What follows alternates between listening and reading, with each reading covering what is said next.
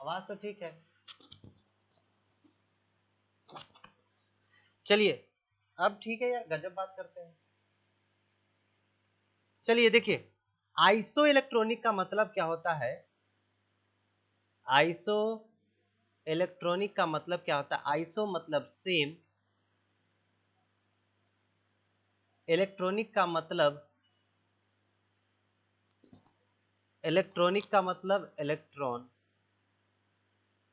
जिसपे same electron होगा उसको हम लोग बोलते हैं आइसो इलेक्ट्रॉनिक। जिसपे सेम इलेक्ट्रॉन होगा उसको हम लोग बोलते हैं iso electronic.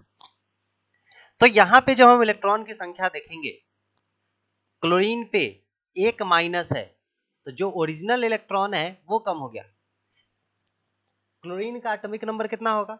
A. Very good, very good Gungun ji, very good. A. Chlorine पे 18, आर्गन पे भी 18, पोटेशियम पे भी 18, है ना?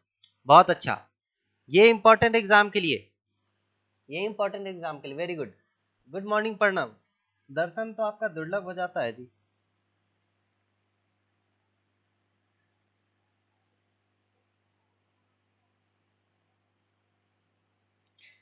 Very good.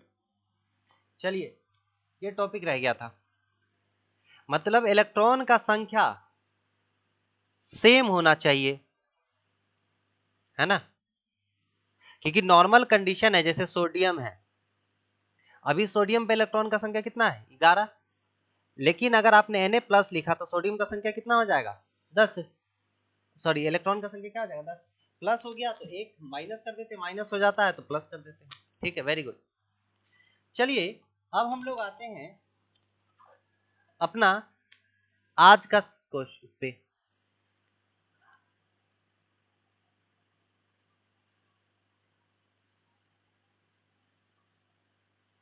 आज का हमारा टॉपिक है पहला, new land of Octave.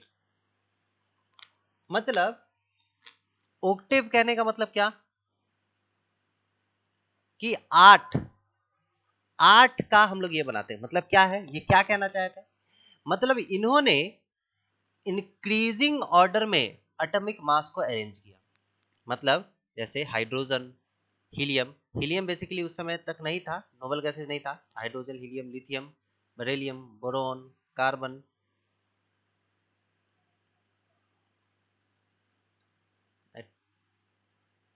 Nitrogen, oxygen, है ना? इस तरह से उन्होंने अरेंज किया। कहां तक अरेंज करते चले गए? ठीक है। तो और ये बोले क्या कि जो पहला एलिमेंट है, दूसरा है, तीसरा है, इस तरह से हम अरेंज करेंगे और जो 8वां एलिमेंट होगा, जो 8 एलिमेंट होगा, वो पहले वाले एलिमेंट का क्या होगा? प्रॉपर्टी के बराबर होगा। कहने का मतलब, जैसे मैंने भी बताया कि हीलियम, मतलब उस समय तक नोबल गैसेस का खोज नहीं हो रखा था, ठीक है ना? तो नोबल गैसेस को उन्होंने छोड़ दिया। हाइड्रोजन का हीलियम खत्म, lithium, beryllium, boron, carbon, nitrogen, oxygen, fluorine, neon, sodium, fluorine, फिर नियोन नहीं होगा, है ना? नियोन क्या था? नोबल गैसेस था।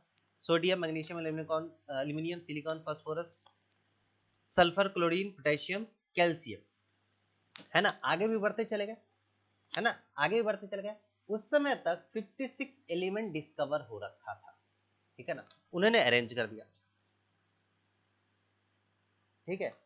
उन्होंने अरेंज कर दिया 56 एलिमेंट को।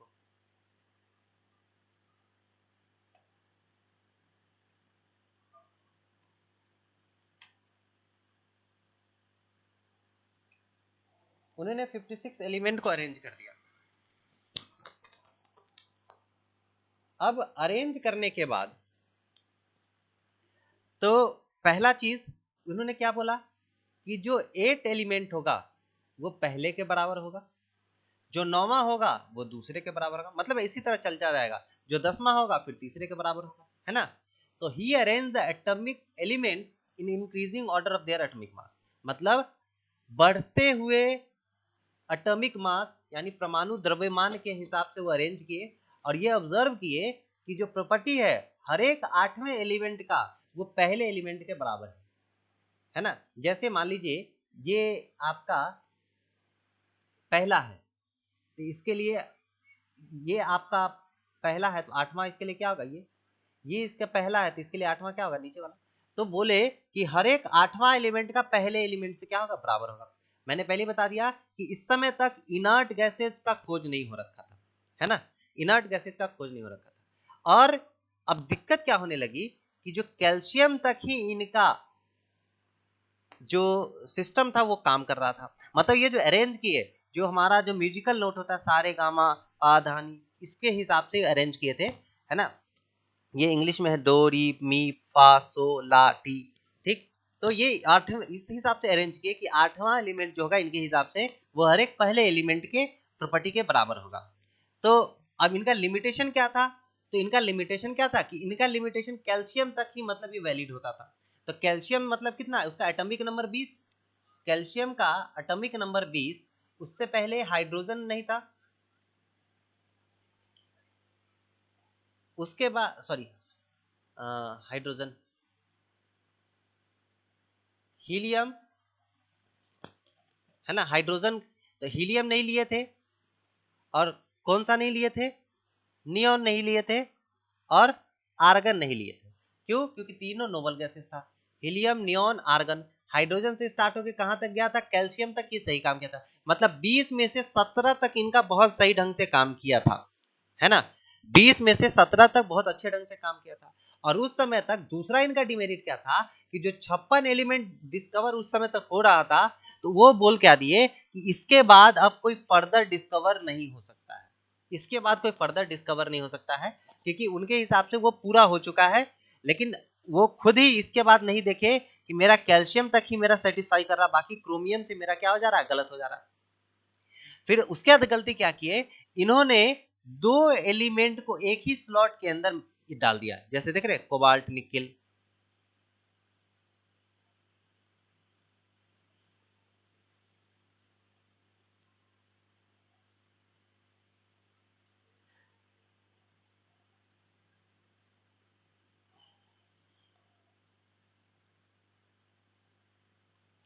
तो क्या दिखे आपने, यहाँ पे कोबाल्ट निकेल को एक ही में डाल दिया, ठीक है ना, यहां डाल दिया, ठीक है।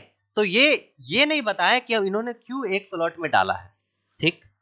और एक स्लॉट में डाला, और जो क्या था दूसरे, मतलब जो डिफरेंट प्रॉपर्टी था, जैसे फ्लोरीन, हाइड्रोजन को हटा दे तो हाइड्रोजन के अलावा फ्लोरीन क्लोरीन क्या है आपका, नॉन मेटल है ना। और ये कोबाल्ट निकल क्या है, मेटल है। आप देख रहे हैं एक स्लॉट में ही डाल दिया दो एलिमेंट को, और उसके बाद दूसरा गलती क्या किया कि डिफरेंट प्रॉपर्टी वाला के साथ डाल दिया। और जो आयरन है, जो आयरन कोबाल्ट और निकल की तरह सेम प्रॉपर्टी का था, उसको बहुत इससे दूर डाल दिया। तो ये इनका डिमेरिट था, ठीक है ना। तो यहां से क्वेश्चन क्या आ जाएगा कि सबसे पहले बहुत ज्यादा नहीं, एक पहला एक क्वेश्चन जो सबसे इंपॉर्टेंट बनता है कि ऑक्टेव का जो लॉ दिया था, लॉ ऑफ ऑक्टेव किसके द्वारा दिया गया था, तो न्यूलैंड के द्वारा दिया गया था, ठीक है ना। फिर उस सबसे दूसरा तरीका क्वेश्चन पूछने का जो बहुत कम पूछेगा, ये एक यही क्वेश्चन ये बनता है। दूसरा क्वेश्चन क्या है कि निम्नलिखित में से कौन सा न्यूलैंड के द्वारा नहीं बोला गया था, तो क्या क्या बोला गया था कि नोबल गैसेस उस समय तक एग्जिस्ट नहीं था, है ना। और ये इनका कहां तक एप्लीकेबल था, तो कैल्शियम तक एप्लीकेबल था, बहुत ज्यादा इससे क्वेश्चन नहीं आ सकता है, ठीक है। और क्या बोले थे कि हर एक आठवां एलिमेंट का प्रॉपर्टी हर एक पहले एलिमेंट के प्रॉपर्टी के बराबर होगा। चलिए अब आगे आते हैं, लोथर मियर कर्व। ये आपको एग्जाम में सिलेबस में नहीं है, लेकिन कंपटीशन पॉइंट ऑफ व्यू से इंपॉर्टेंट है, ये केवल जान लीजिए है क्या। Lothar मियर curve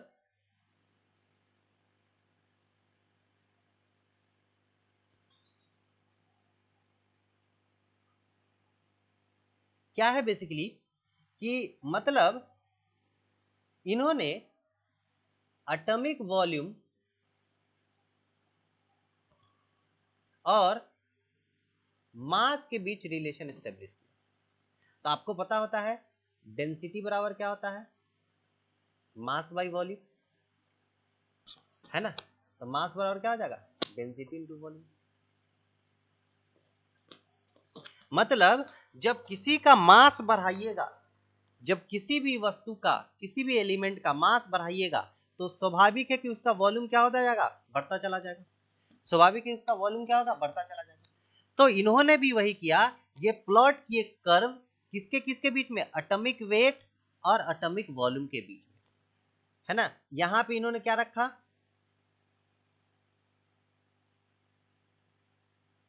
atomic volume volume को, इस एक्सिस पे एटॉमिक वॉल्यूम को और इस एक्सिस पे एटॉमिक मास को, ठीक है।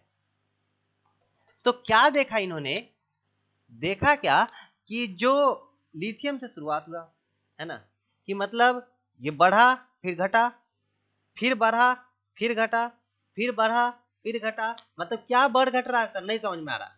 ये इधर तरफ बढ़ रहे हैं तो क्या हो रहा है, एटॉमिक मास बढ़ रहा है ना। एटॉमिक मास तो कंटिन्यूअस बढ़ रहा है, लेकिन जब एटॉमिक वॉल्यूम की बात कर रहे हैं तो एटॉमिक वॉल्यूम एक समय तक बढ़ा, फिर कुछ देर बाद नीचे आके गिर गया, फिर ऊपर चढ़ना शुरू किया, फिर नीचे आके गिर गया, फिर चढ़ना शुरू किया, फिर नीचे आके गिर गया, फिर चढ़ना शुरू किया, फिर नीचे आके गिर गया। मतलब यहां से क्या पता चला, ये lithium, sodium, potassium, rubidium, caesium, ये क्या पता चला कि मतलब जो एटॉमिक वॉल्यूम है वो एक पीरियोडिक फंक्शन है, जो एटॉमिक वॉल्यूम है, जो एटॉमिक वॉल्यूम है वो पीरियोडिक फंक्शन है। पीरियोडिक फंक्शन करने का मतलब क्या, कि कोई ना कोई पीरियोडिक, कोई ना कोई टर्म्स के टर्म में आता है, मतलब जो एक फिक्स इंटरवल के बाद आ जाए। जैसे जैसे मान लीजिए आपका बर्थडे है, सपोज दैट 21, लाइक कुछ भी ले लीजिए, अगस्त, ठीक है ना, 21 अगस्त को बर्थडे है, ठीक। तो हर एक 21 अगस्त को फिर से बर्थडे आएगा। मान लीजिए आपको जैसे मंथ की बात करते हैं हम लोग, अभी फरवरी है, तो हर एक 11 महीने के बाद फिर से फरवरी आएगा, है ना। ट्यूसडे है तो हर एक 6 दिन बीतने के बाद फिर से आपको ये आ जाएगा, ठीक है।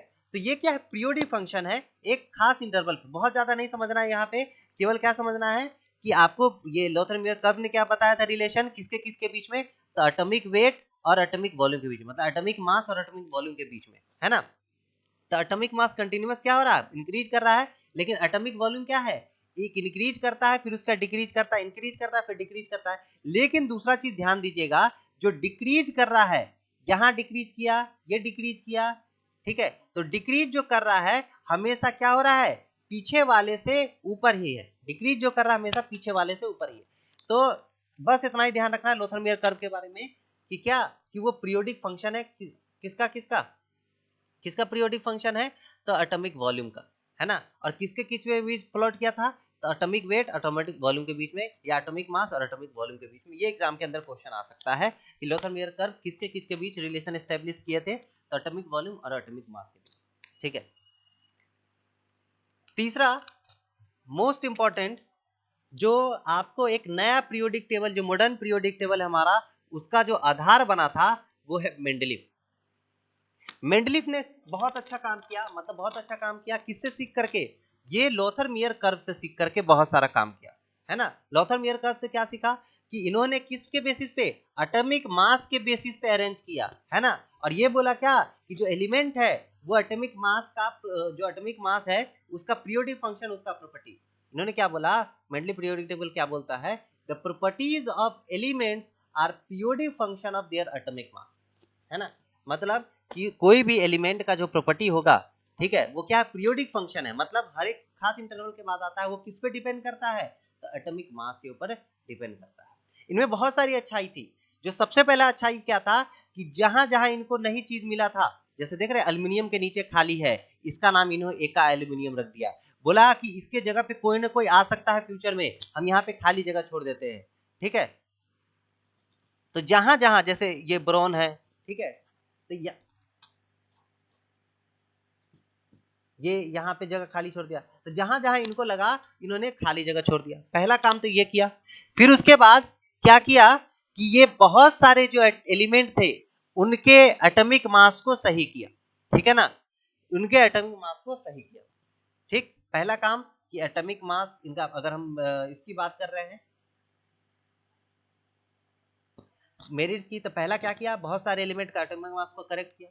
दूसरा क्या किया, गैप छोड़ दिए, है ना, अपने पीरियोडिक टेबल में गैप छोड़ दिए, ये बोल करके इसके जगह पे चीजें आ सकती है। तो क्या क्या नाम दिए उसके, एका बोरोन, एका एल्यूमिनियम, ठीक है, एका सिलिकॉन, एका मैग्नीज, ठीक है, एका टेंटेलम और डुई मैग्नीज, ठीक है ना, डुई मैग्नीज, ये गैप छोड़ा।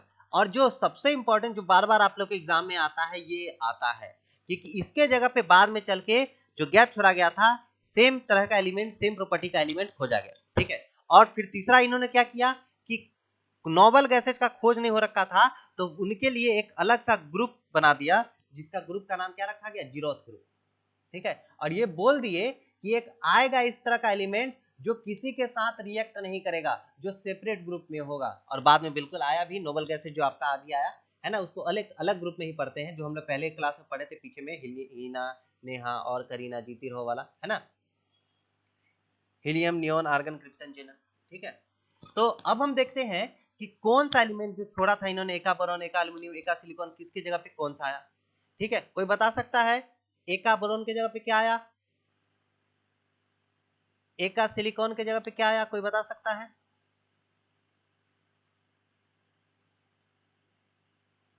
एका एल्यूमिनियम के जगह पे क्या आया, बताइए जल्दी।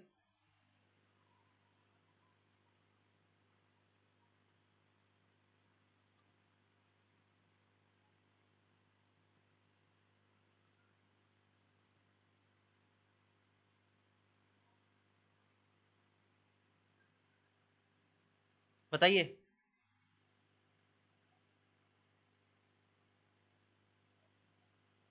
Very good. एका बोरॉन के जगह पे आया था स्कैंडियम, बहुत अच्छा, ये एग्जाम के अंदर आता है। एका सिलिकॉन के जगह पे क्या आया था,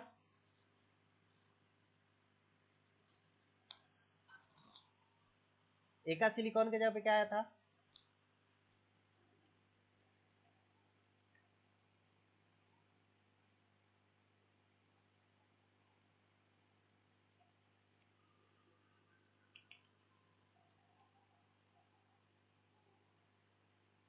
कहाँ चला गया,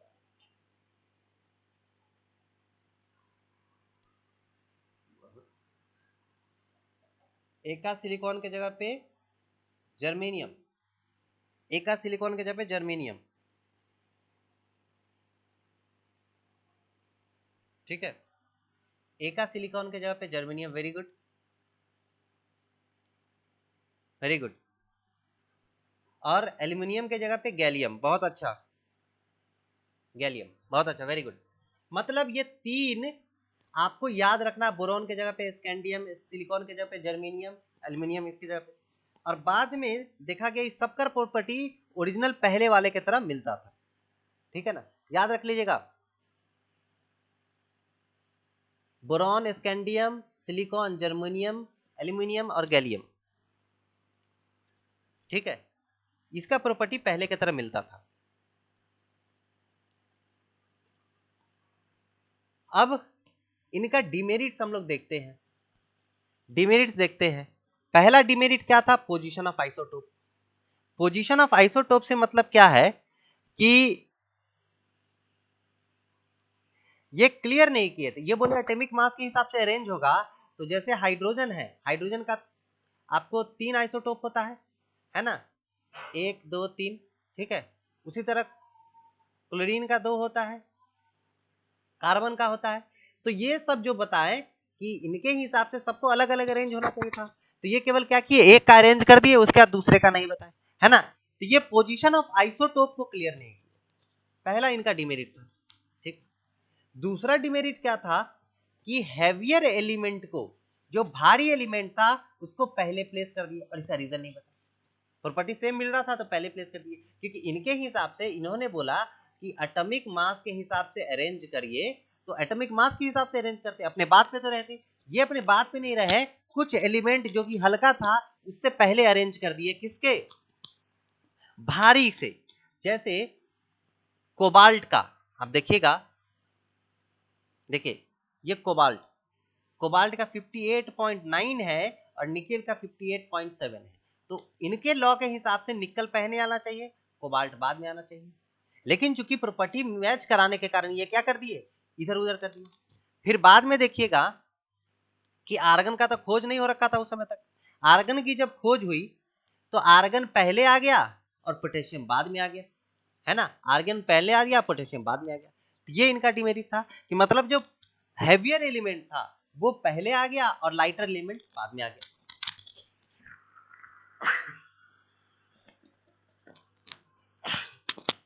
सॉरी। फिर तीसरा क्या था, हाइड्रोजन का पोजीशन। हाइड्रोजन का पोजीशन को क्लियर नहीं किया और अभी तक हाइड्रोजन का पोजीशन क्लियर नहीं है। किसी किसी पीरियोडिक टेबल में आप लेफ्ट हैंड साइड देखिएगा, किसी किसी पीरियोडिक टेबल में राइट हैंड साइड देखिएगा, है ना। तो हाइड्रोजन का पोजीशन अभी तक क्लियर नहीं है।